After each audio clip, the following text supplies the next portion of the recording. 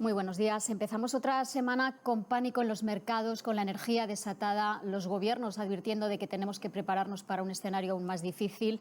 Es también la semana del 8 de marzo, la semana en la que recordamos que todavía hay que seguir trabajando mucho para conseguir la igualdad de género. Hoy nos acompañan en la mesa de análisis de los lunes dos mujeres. Amelia Pérez es la primera decana del Colegio de Economistas de Madrid. Amelia, buenos días. Muy buenos días. Gracias por venir.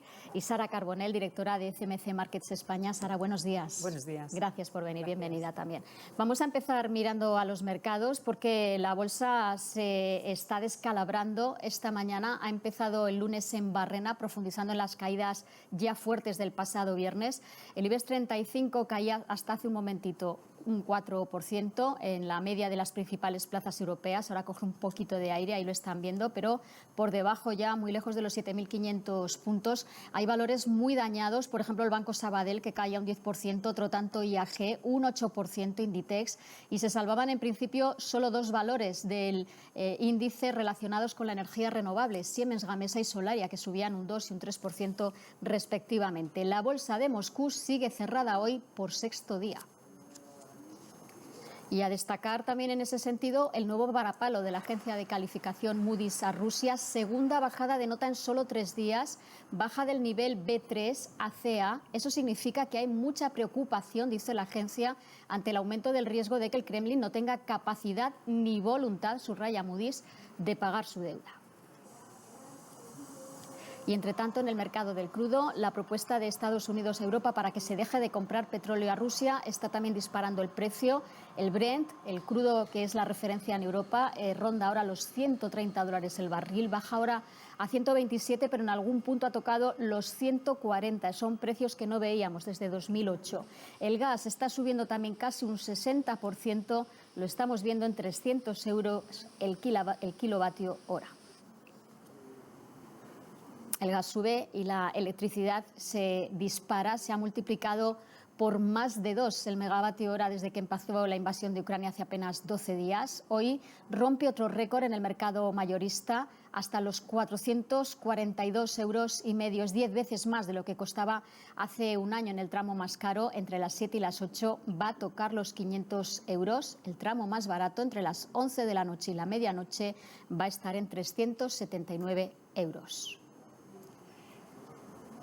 Pues vamos ya con el análisis y empezamos por esa fuerte caída en los mercados que se suma ya al desplome. Sara, tú que estás más pendiente de todos esos índices de la semana pasada, ¿qué lectura tenemos que hacer de este nuevo derrumbe esta mañana en las bolsas? Pues que parece que va para largo. Es decir, al principio los analistas empezábamos, a ver si era transitorio, pero claro, los impactos están siendo tan intensos, la volatilidad también está disparada. Hoy estaba subiendo un 6% por la mañana, ya por niveles encima de 30, que es cuando de 30 puntos, que es cuando el índice de volatilidad, el índice del miedo, ya nos dice que el mercado está, no sé si decir en pánico, pero desde luego muy nervioso, con mucha incertidumbre. Como bien estabas comentando, los precios del Brent, que son un catalizador también importantísimo cuando hablamos de mercado. Yo siempre que hablamos de bolsas, de índices, hay que mencionar el Brent, porque además nos da una idea de cómo es la situación económica. Pues efectivamente ha llegado a tocar esta mañana los $140 el barril, que es que son niveles que si nos los cuentan, pues cuando hablábamos de seguramente puede acercarse a 100 a finales del año pasado, pues no nos los creíamos, ¿no? La situación es muy complicada. Las bolsas efectivamente no paran de caer. Compañías aquí en casa, pues como Inditex, que ha decidido cerrar todas las tiendas en Rusia, están sufriendo mucho. Credit Suisse le ha bajado el precio objetivo esta mañana además, con lo cual pues la situación desde luego no pinta bien, y hasta que no se resuelva el conflicto, desde luego la situación a nivel bursátil no va a mejorar. Y luego vendrá ya la parte económica, que esa se va a quedar, los efectos se van a quedar.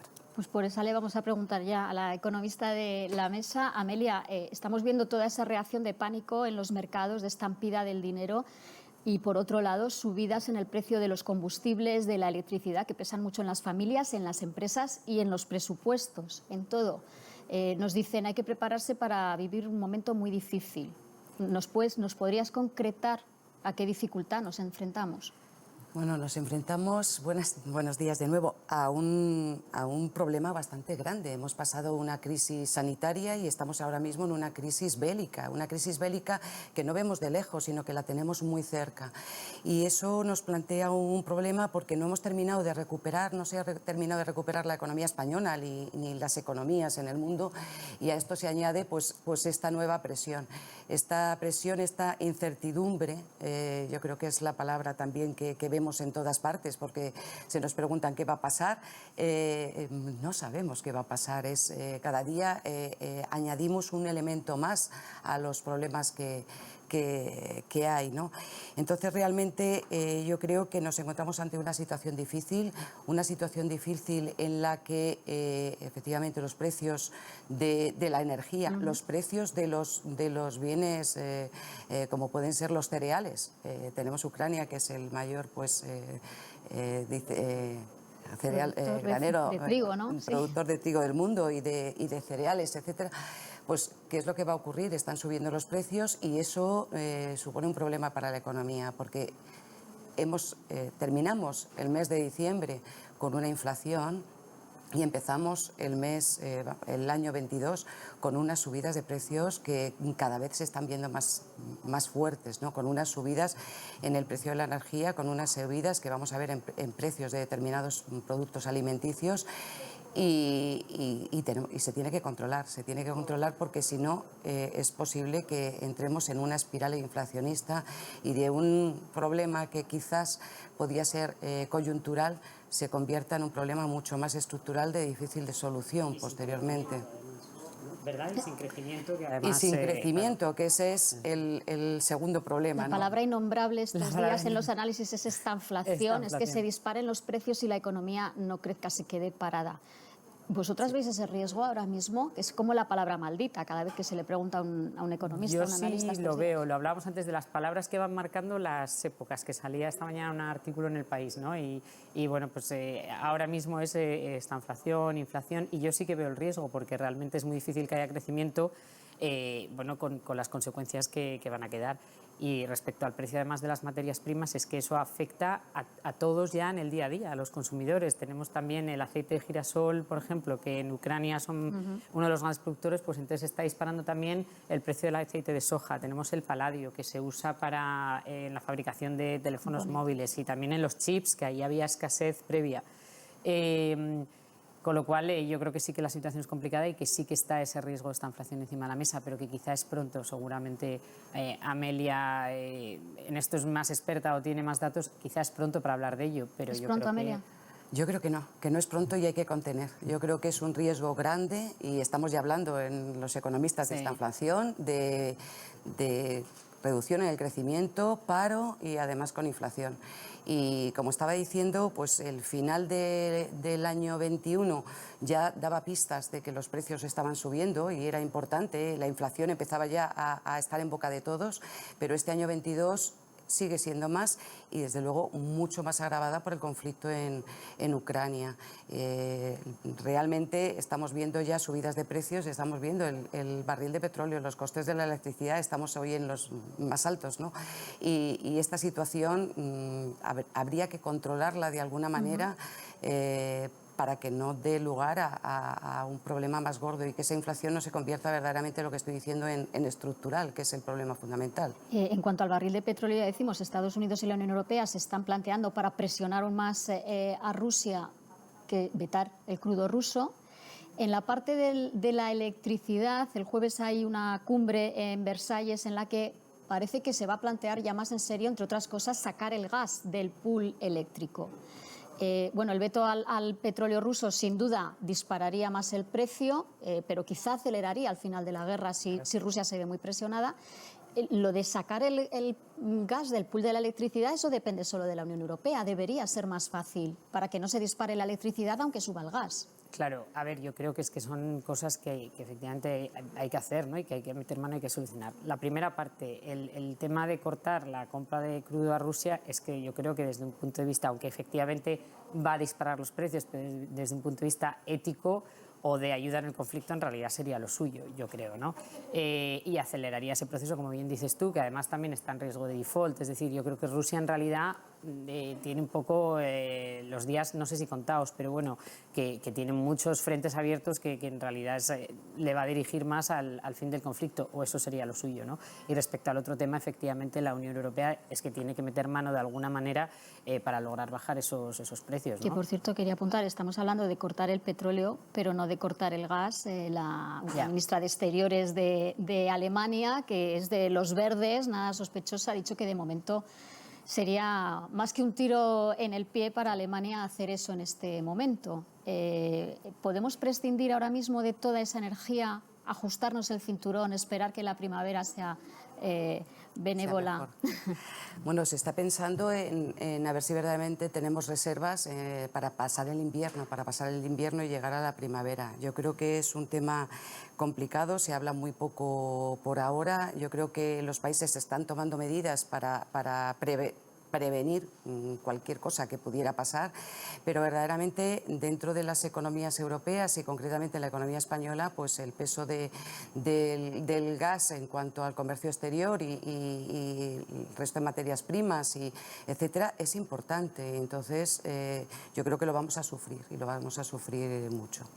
Bueno, creo que podemos ir en este punto, volver al parqué, a la bolsa, con Judith García para saber cómo va evolucionando la situación en los parqués, cómo están los índices, si se ha relajado un poquito más el petróleo. Judith, buenos días, cuéntanos. ¿Qué tal? Buenos días. Pues continúa, como estáis comentando, el pánico bursátil en este arranque de semana. El IBEX 35 a esta hora pierde cerca de un 4%, un 3,5%. Está por debajo de los 7.500 puntos. En parecidos términos vemos al resto de bolsas europeas con caídas muy importantes en el Eurostock 50, en el DAX alemán, también en la bolsa de Milán, que recordemos el pasado viernes fue la bolsa que sufrió mayor castigo bursátil, perdió hasta un 6%. En cuanto a la bolsa de Rusia, permanece cerrada un día más y ya van 6 consecutivos.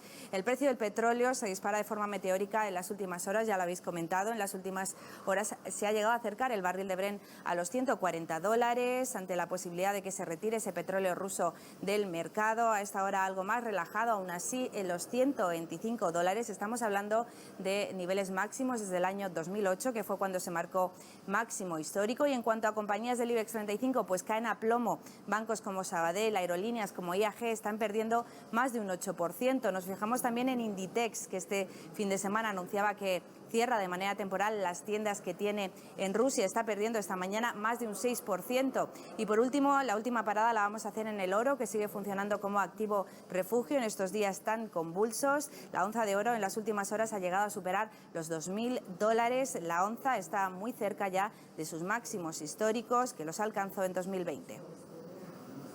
Una onza de oro, un clásico, por delante del Bitcoin. Sara, estaba pensando. Sí, lo estaba viendo ahora justo además cuando lo contaba Judith. Es que ha superado los 2.000 el futuro con vencimiento abril. Y eso que cotiza en dólares, que el dólar se está también haciendo fuerte, está el euro-dólar a 1,08, que también son niveles muy bajos porque el euro está sufriendo mucho por todo el conflicto. Aun con eso, que la correlación suele ser, bueno, o históricamente era inversa, porque como cotizan en dólares, cuando el dólar sube mucho, pues las materias primas caen porque realmente son más caras, excepto en casos como este, donde vemos subir tanto el oro como el dólar, porque, como bien dice Judith, está actuando de activo refugio. Bueno, pues vamos con ese pacto de rentas, porque las previsiones del Ejecutivo con todo esto también se están viendo tocadas y la inflación anuncia que se va a disparar mucho más. Pedro Sánchez reúne en apenas unos minutos en Moncloa buena parte de su gobierno con los representantes de patronal y sindicatos para animarles a firmar ese pacto de rentas que ha propuesto. Quiere el presidente que los sindicatos ayuden a controlar los salarios y que las empresas hagan lo propio con los beneficios, con el objetivo de que no suba más la inflación. El presidente también les va a detallar el plan de ayudas para los sectores más afectados como consecuencia de la guerra, un plan que sigue la línea de lo que se ha hecho durante la pandemia, y también les va a informar de cómo se va cumpliendo el plan de recuperación con los fondos europeos. Esta mañana, en la hora de la 1, la vicepresidenta Calviño hablaba así de la inflación. Tenemos que prepararnos para una inflación más persistente que lo que habíamos pensado. Evidentemente, la guerra cambia totalmente el escenario económico y va a llevar a una inflación más importante, y lo que tenemos es que trabajar con los agentes sociales para que esto no inicie una espiral inflacionista que pueda tener unas consecuencias más negativas sobre la economía española. Bueno, recordaban algunos economistas estos días, Amelia, que el pacto de rentas se hizo cuando los pactos de la Moncloa, ahí en 77, 78, cuando la inflación estaba al 20%, al 22%. ¿Puede hacer algo el Gobierno si los sindicatos y la patronal no llegaran a un acuerdo? Aunque hay que decir que hasta ahora, dentro de todo el espectro político, social, económico, suelen apañarse bastante bien entre CEO y sindicatos. Si no llegan a ese pacto, ¿el Gobierno puede hacer algo para frenar los salarios, para frenar los beneficios? Hombre, yo creo que el Gobierno debe hacer algo y, de hecho, pues lo primero que está haciendo es propiciar ese pacto de rentas, volver otra vez a poner sobre la mesa el acuerdo para el empleo y la negociación colectiva, el poner a los agentes sociales e intentar pues, que se llegue a algún acuerdo.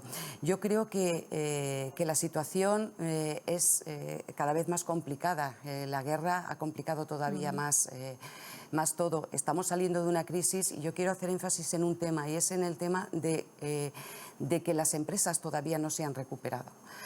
Muchas veces se habla de las empresas y de los beneficios empresariales y de que efectivamente pues, que esos beneficios deberían también ir a los trabajadores, pero en esta situación en la que nos encontramos en estos momentos, las empresas, hay muchas empresas, sobre todo pequeñas y medianas, que no han superado la crisis, que les cuesta mucho trabajo el conseguir beneficios, y es muy importante la moderación salarial.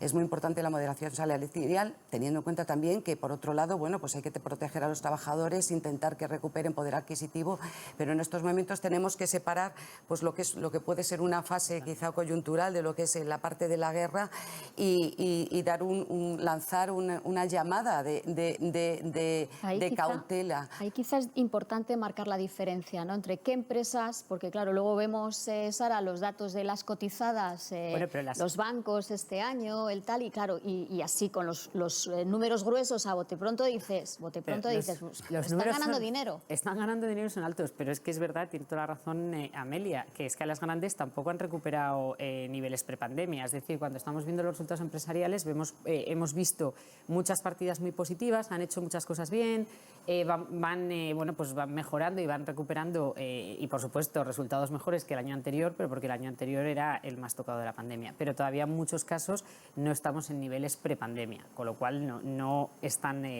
todavía en el punto de salida ni siquiera. Yo creo que hay que contener los salarios. Y en este punto, ¿hasta dónde contenemos los salarios? ¿Hasta dónde contenemos los beneficios? Cuando decimos beneficios, yo entiendo que lo que queremos decir es precios, no me traslades a los precios todo el coste.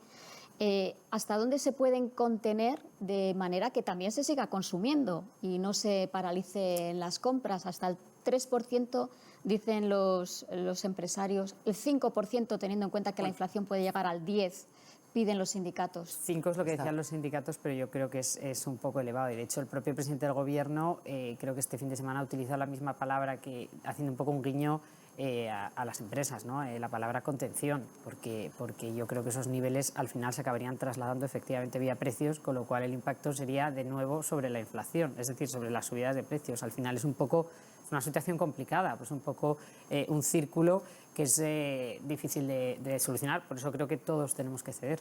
Cuando dicen cláusula de revisión salarial, eso es un poco una trampa, porque es que la inflación se puede disparar muchísimo. Claro, podemos llegar a esa espiral de inflación de la que habla Sara, ¿no? Las empresas tienen que trasladar los costes a los precios, porque realmente si no, pues no pueden vivir. Yo creo que la clave está, y seguimos poniendo encima de la mesa, yo creo los economistas, una palabra clave que es la productividad.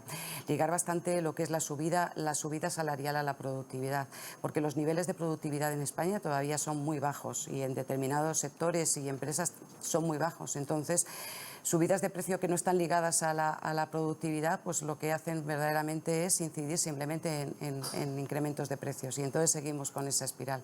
Y es el problema que hablábamos antes. Estamos en una situación crítica, hemos pasado una crisis sanitaria, ahora estamos en una crisis bélica que nos está afectando pues bastante, no como las últimas que las veíamos un poco más lejanas.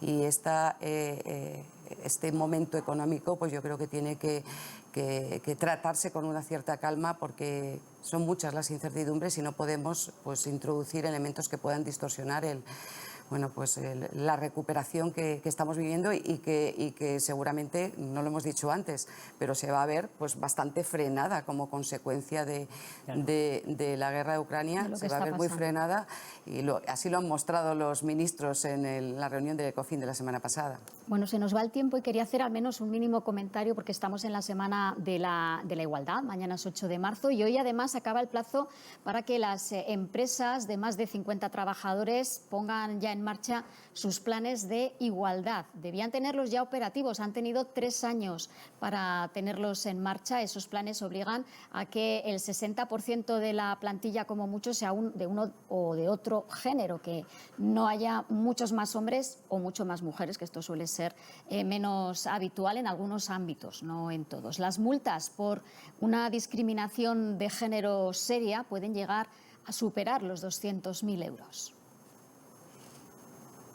Y estos días, además, estamos conociendo, abundaremos en ello a lo largo de la semana, informes que apuntan que con la pandemia se ha vuelto a agrandar la brecha salarial. ¿Hemos dado un paso o alguno más atrás? Hombre, pues sí, de hecho los datos siguen estando ahí.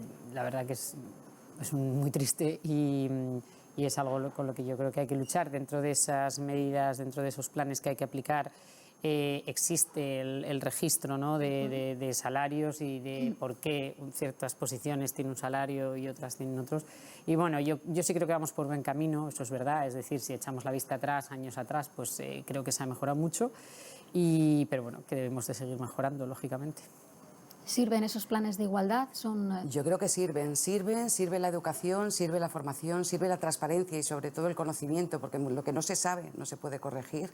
Y yo también querría poner encima de la mesa, dado que vengo del sector público, ¿no? Porque siempre hablamos del sector privado, de los planes de igualdad, etcétera, pero también esa diferencia que muchas veces no es brecha salarial, muchas veces es brecha de que a lo mejor las mujeres, y eso lo hemos vivido, pues no han podido llegar a determinados puestos dentro de la administración, porque siempre han estado un poco más dirigidos al género masculino, y que luego pues lógicamente es ahí donde ves también la brecha, ¿no? Porque los sueldos sí que serán mayores los de los hombres a los de las mujeres, ¿no? Pero es un tema que yo creo que es importante. Yo creo que los planes de igualdad pues van a hacer mucho, pero todavía queda camino por recorrer, aunque creamos que no.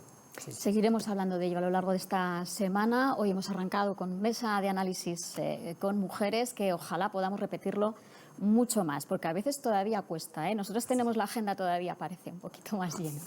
Muchísimas gracias, Amelia, gracias. Sara. Gracias os a ti. espero otro día por aquí. Muchas gracias. Muchas gracias. Bueno, vamos a acabar, como siempre, echando un cierre, poniéndole algo de música también a la actualidad económica, y hoy pendientes del cambio climático, porque esa preocupación que estaba en primera línea antes de la pandemia vuelve a estarlo, porque todavía hay que seguir trabajando. Naciones Unidas alcanzó la semana pasada un acuerdo para combatir la contaminación por plásticos. Con esa noticia tardía pero esperanzadora, echamos el cierre hoy.